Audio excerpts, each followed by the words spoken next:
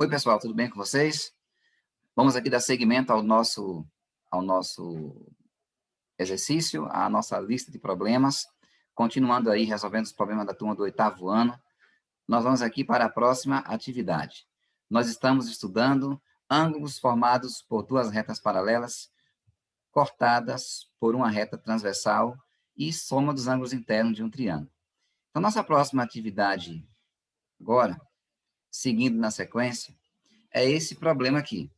Considere a figura abaixo em que R é paralela a S. Mais uma coisa importante que vocês precisam sempre destacar, as palavras-chave aqui do problema, ó, e o símbolo, na simbologia que a gente usa aqui em geometria. Considere a figura abaixo em que R é paralela a S. Essas duas barrinhas quer dizer paralela, ou seja, a reta R e a reta S não se cruzam numa superfície plana. E X, Y e Z são as medidas dos ângulos X, Y e Z, respectivamente. Então, está aqui. Os três ângulos X, Y e Z, as retas R e S, que são paralelas, e a reta T, que é transversal. Responder essas perguntas. Os ângulos X e Y são ângulos alternos externos? Os ângulos X e Y são alternos externos? Sim.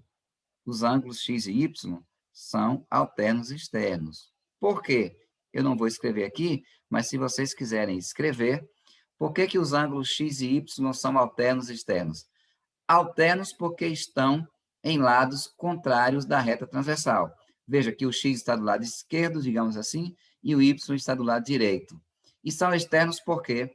Porque o X está na parte externa superior e o Y na parte externa inferior. Ou seja, estão fora dessa região delimitada pelas retas R e S. Então, sim, os ângulos X e Y são alternos externos. Letra B. Os ângulos X e Z são ângulos complementares, suplementares ou opostos pelo vértice. Qual a relação entre X e Z? Bom, algumas dessas coisas aqui, alguns desses detalhes do item B, eu não comentei lá no começo do nosso assunto. Ângulos complementares. O que são ângulos complementares? São aqueles cuja soma é igual a 90 graus. Se dois ângulos somam 90 graus, então nós dizemos que eles são complementares. Por exemplo, 70 e 20. Um ângulo que mede 70 graus e outro ângulo que mede 20 graus, eles são chamados de complementares. Por quê? Na linguagem da geometria plana, o 20 complementa o 70, ou seja, o 20 é o que falta a 70 para que ele seja igual a 90. De modo contrário, o 70 é o que falta ao 20 para que ele complete 90, certo? Eu vou escrever aqui, ó, o ângulo 20 graus e o ângulo 70 graus são complementares.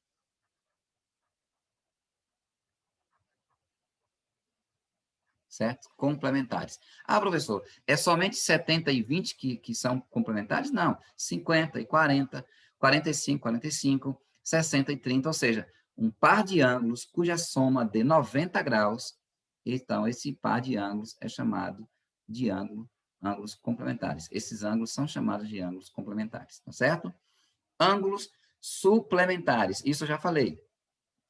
Ângulos suplementares são aqueles cuja soma é igual a 180 graus.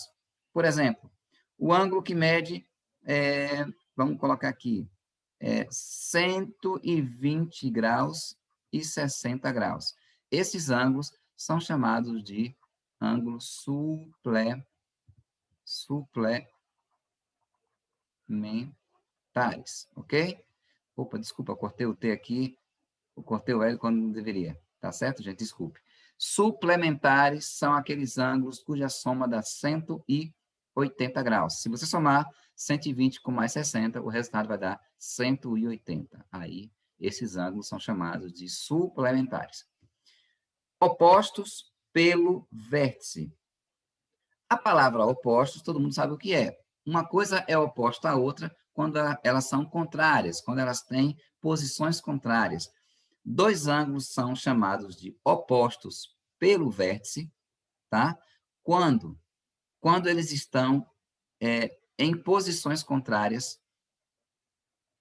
cuja referência principal é o próprio vértice do ângulo. Veja aqui vocês, ó, os ângulos x e z. Veja que o vértice é esse ponto aqui, ó, que liga as duas semirretas. Aqui está o vértice, ó, esse ponto aqui. Esse ponto que eu destaquei, ele faz parte tanto do ângulo x quanto do ângulo z. É o vértice do ângulo x e também é vértice do ângulo z.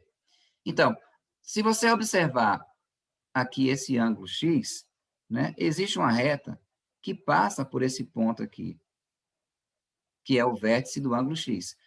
É como se fosse uma imagem de espelho.